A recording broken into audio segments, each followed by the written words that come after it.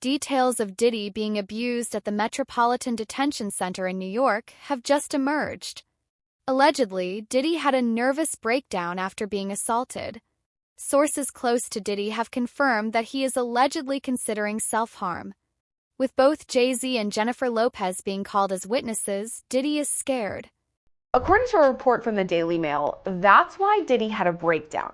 A person close to him apparently said, quote, spending the holidays behind bars was a nightmare for him. If we're to believe all this, Diddy had a meltdown in his cell and begged the guards to take him to the hospital for observation, but they refused. This same friend or person told the Daily Mail, quote, he eventually managed to calm himself down with the meditation technique he's been using while he's been behind bars. It took him a few hours of deep breathing and focusing to get out of the bad space he was in, but he finally managed it. This isn't the first time Diddy's mental health has come into question while he's been at MDC. When he first arrived, he was on suicide watch, which the U.S. Department of Justice National Institute of Corrections describes as supervisory precautions taken for suicidal inmates that require frequent observation. Diddy's suicide watch was only temporary, though. He was housed in a special protected unit of the jail after that for the first few weeks of his stay. But Diddy right now is in Gen Pop, meaning general population, the place where majority of the inmates stay. And that's where he apparently had this meltdown. Sources close to Diddy are revealing his dark side, and several prisoners have also filed lawsuits against him. Diddy's alleged slave, Jonathan A.I., who was arrested in connection to a shooting at Trump's National Doral Golf Course in Miami, has given an exclusive interview about Diddy. During an interrogation in 2018, Jonathan revealed that Diddy was actually using him as a sex slave and that the gay mafia in Hollywood was forcing him to commit crimes. Makes sense. But you knowing Diddy personally, do you think it's possible he might take his life? It takes a certain individual to prepare himself to do a lot of years in jail. From the lifestyle that he had, I'm not saying that he can't. I just don't see him able to do time behind bars. Maybe if he be in a camp type situation, that's a possibility. But based on the lifestyle and what he's done and what he's accomplished, if he has to go behind those bars for a lot of years, I think that he may commit suicide. He'd do an Epstein. Why do you think he didn't pull a Russell Simmons and leave the country? They was watching him, bro. They was watching him. And then I think that he had to turn over his passport. Even if you own your own private jet, they have a system up there whereas that they supposed to check your passport and anything that you need to fly as if you were flying commercial. Another prisoner who has come forward with a lawsuit against Diddy is Cardello Smith. Cardello is currently in jail for alleged sexual assault, a crime he claims Diddy framed him for. Cardello Smith actually won a lawsuit against Diddy for $100 million, but Diddy's lawyers are now challenging that decision. In his lawsuit, Cardello claims that Diddy assaulted him in 1997 during a party at a Holiday Inn in Detroit, where Cardello was a bartender. Cardello has named Jennifer Lopez as a material witness in this case. According to Cardello, Diddy recorded the alleged sexual assault and showed the footage to J-Lo. Despite knowing what had happened, J-Lo didn't go to the authorities or try to help him in any way. But going back to Cardello Smith's filing, his notice says that Jennifer Lynn Lopez, aka J-Lo, aka Jenny from the Block, quote, will be called as a material witness and expert to Sean Combs' viewing, possession, and distribution of his sexual assault upon the plaintiff in 1997 and the orders of defendant Sean Combs forcing Jennifer Lopez to remain silent about the videotaped sexual assault of plaintiff by defendant. Plaintiff states that the material witness Jennifer Lynn Lopez, also known as J-Lo and Jenny from the Block, was engaged in a relationship with the defendant Sean Combs during 1999 and 2001, and that the sexual assault of the plaintiff was recorded, distributed, distributed and held by the defendant at his New York residence and recording studio. And during the relationship with Jennifer Lopez, she was made privy to this video that was taken by Sean Combs and his employee Kirk Burrows. She, J-Lo, has known this video existed and was in existence and took no action to make it known to anyone in law enforcement, and that she was even questioned by New York Police Detective Derek Palmer about this matter, and that the report will show that her answers to this tape was and still remains a resounding yes to its existence. And again, Cardelo Smith writes that he wants to call Officer Derek Palmer as a witness because he says Palmer is the one who questioned Lopez and believes that he will have testimony that could help his case. Now, as I mentioned, Diddy's legal team has called for this entire case to be thrown out. Cardelo Smith has filed a massive response to that request that totaled more than 200 pages.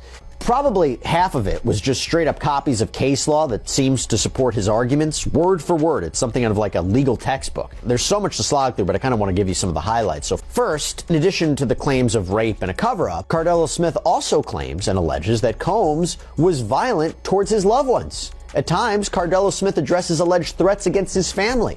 Other times, he says Combs actually caused serious injuries to his brother.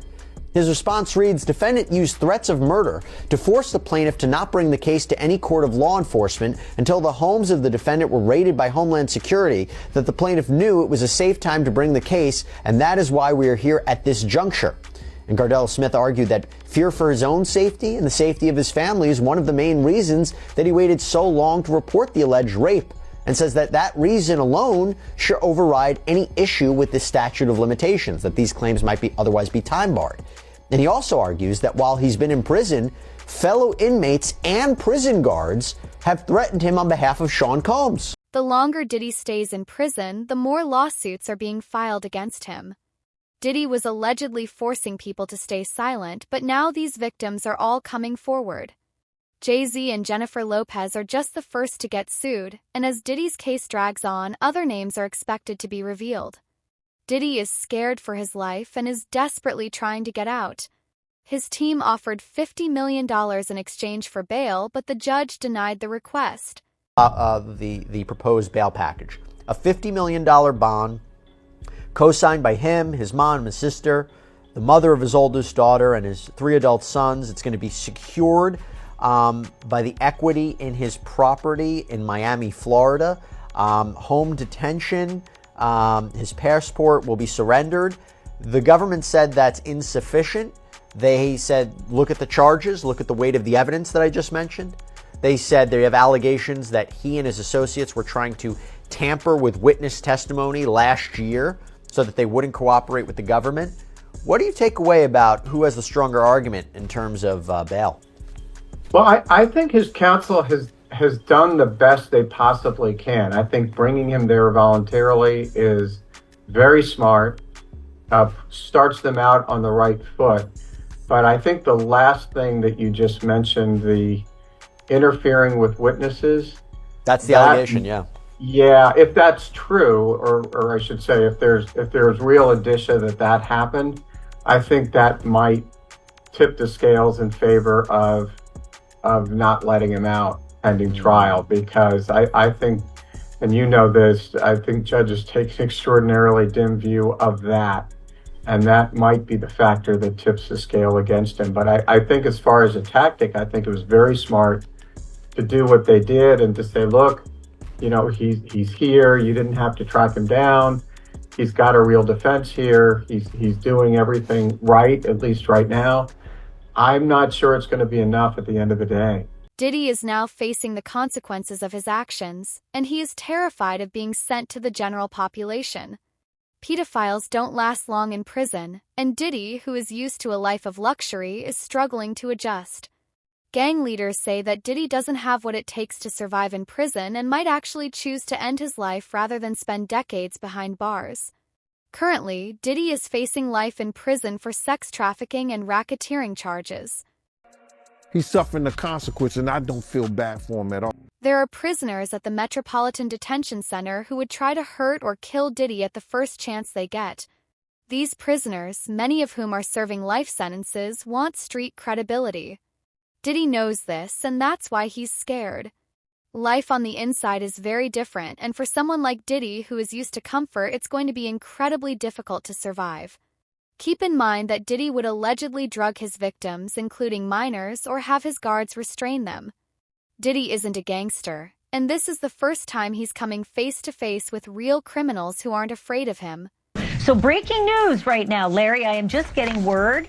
People magazine says it's got a source on the inside that tells them that P. Diddy's on suicide watch tonight. Do your sources confer the same information? Are they saying it was possible? Hey, real quickly, all that commissary stuff, he's not getting any of that because people in the shoe have an abbreviated list. So he's out of luck. No stake for him. Yeah, he is on suicide watch. This guy thought he would have went home. All of a sudden, he didn't get bond. Remember, the first night that he was there, he was like an overnight guest. When they called his bond hearing, now they checked him into the system, and reality has hit him. And I understand that he has a shrink coming by his cell to see him several times a day.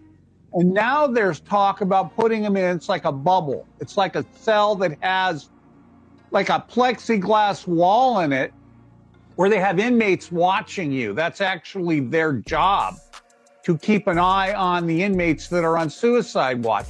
Another error that I guess some warden told you this. There are sentenced inmates there. They're called cadre inmates. They don't have to be white collar inmates, but they're doing maintenance on the building. And the problem why there's a lot of violence there, they have housing units. And they're mixing bank robbers, drug dealers, rapists with white collar people. And this is why Diddy, he can't go into a regular housing unit because somebody will take him out for sure. Somebody's gonna get a lot of street credibility out of this. People that are doing substantial time that know they're never getting out, they'll just kill a guy. No questions asked. You think that they'd suck up to him because he's got a lot of money, and if he ever does get the commissary options, he would be able to help them. Some people do because I got to wrap it real quick. Okay, some people do think that Diddy can help them, but this guy's going to be locked up forever. His case will probably take at least 3 years to litigate. He'll stay at MDC.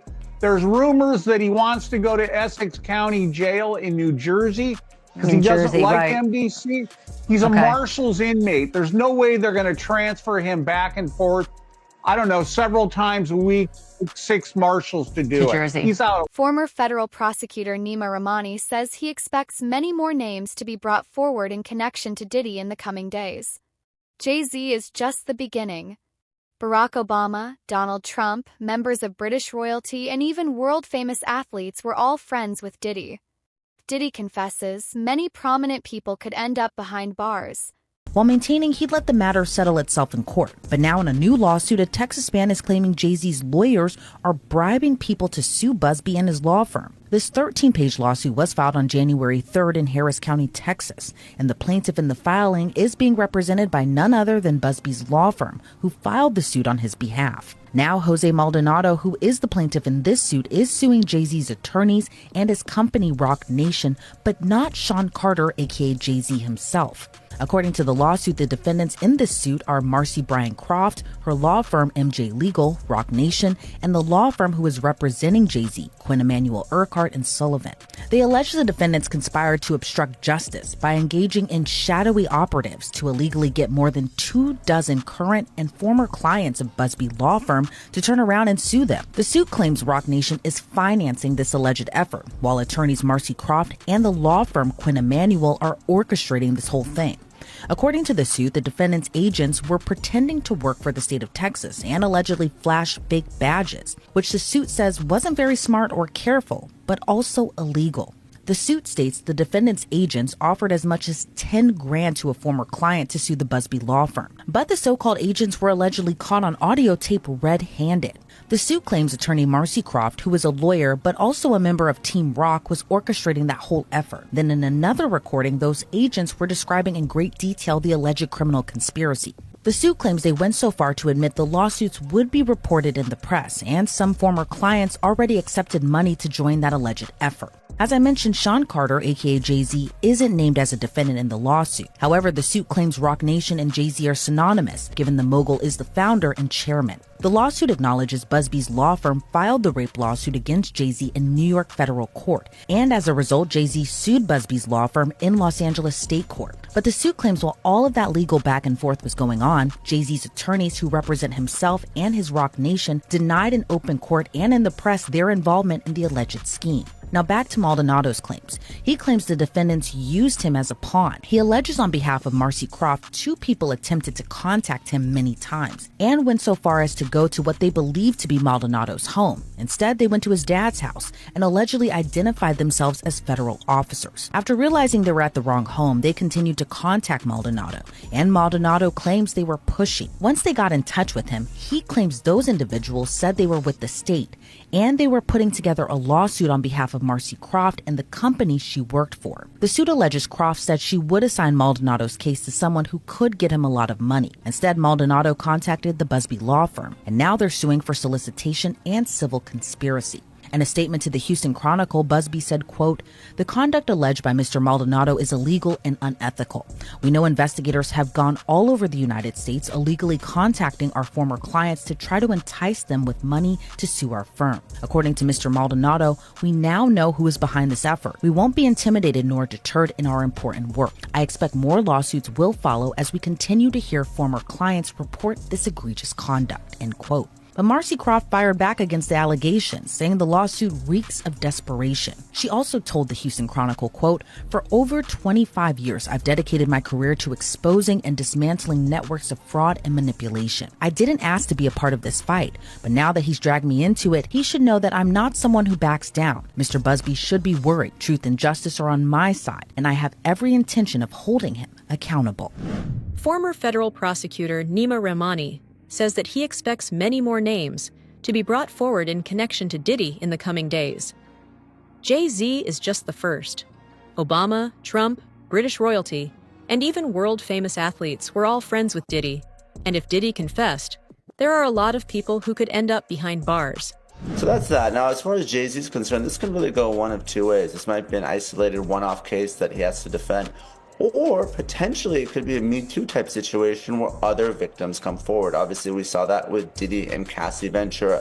So the coming days and weeks are really going to be telling. And Tony Busby says he has more than 100, maybe up to 300 victims he's representing. So it's going to be interesting to see if any of them also name Jay-Z.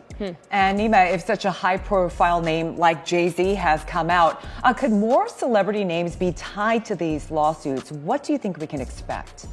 No question. This may just be the first celebrity domino, and Jay-Z was unmasked as celebrity A, but let's not forget there's a celebrity B in that same lawsuit that allegedly witnessed the sexual assault, a female celebrity. And there was someone who went on CNN earlier this week and said that his sexual assault was witnessed by another celebrity as well. So I think we're going to see more celebrity names identified very soon.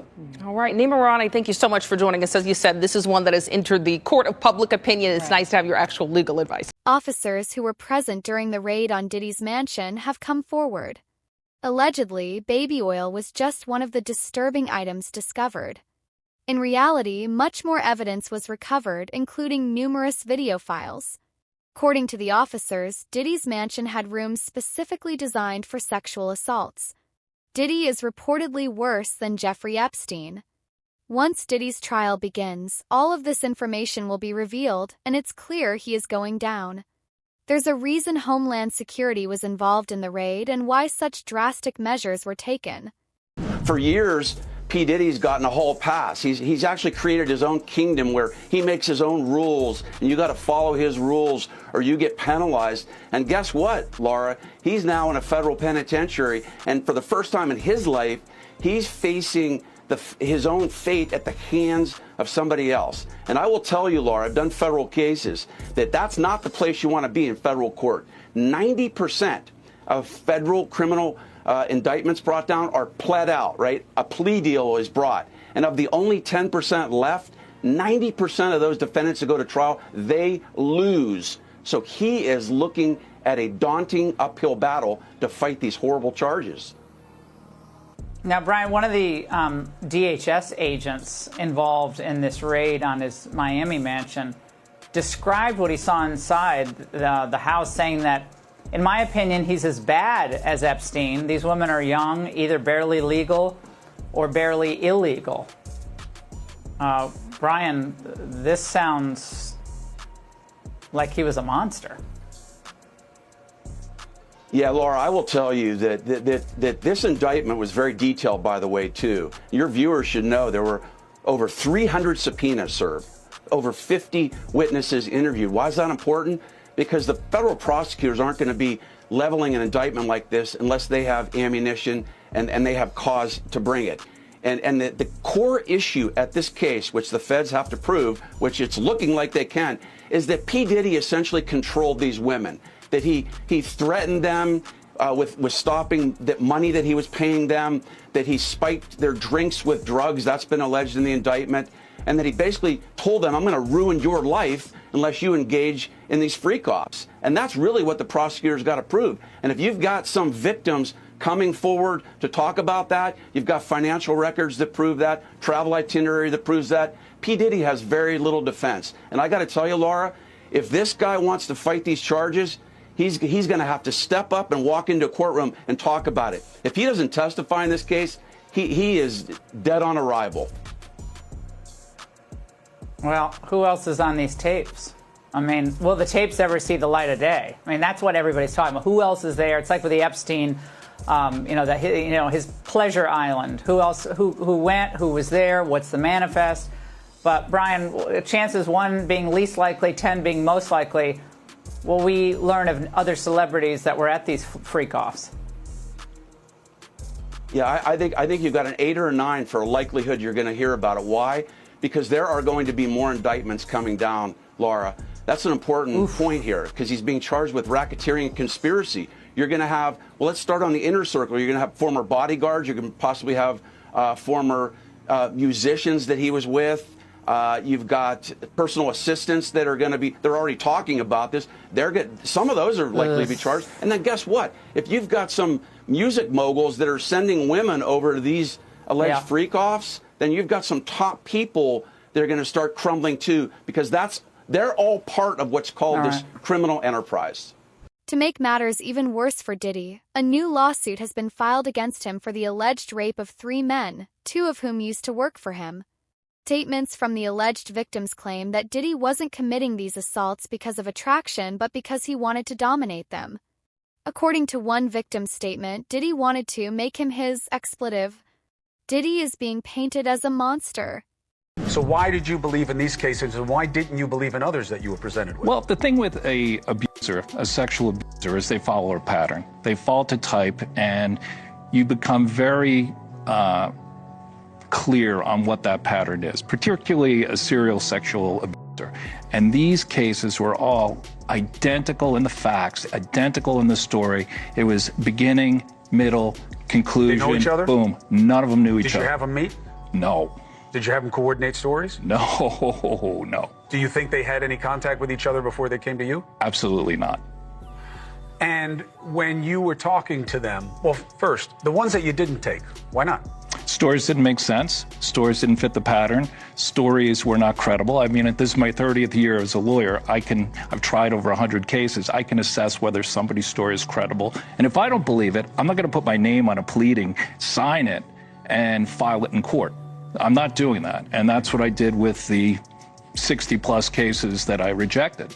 And this is not really your area of expertise. If people look you up, celebrity lawsuits is not really where you make your bones. Why this? Well, I was involved in the Weinstein litigation. Right. I was involved in the Paducah litigation. I was involved in the Hayden litigation.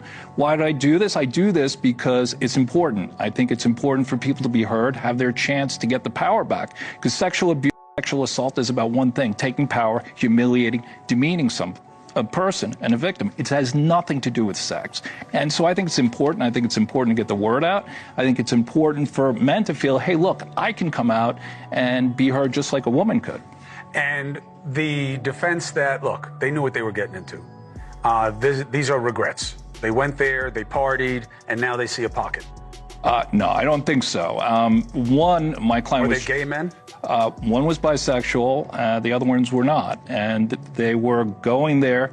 The client was bisexual, worked for Diddy. Diddy owed him money for doing errands for him and being his step and fetch, for lack of a better word. And I think it was a power move. It was a clear power move because this guy had the nerve to come to him and say, "You owe me money." And so Diddy said, "Come on to the Intercontinental Hotel." He gives him the drug, knocks him out, sodomizes him. And I won't use the term that my client used, but I will. He said he tried to turn me into his B word. And I think it was a clear power move on each and every occasion. I think the ones that took place in the Park Hyatt, that wasn't partying. My client met him at a nightclub in the city here with a music producer. He didn't think he was getting into that.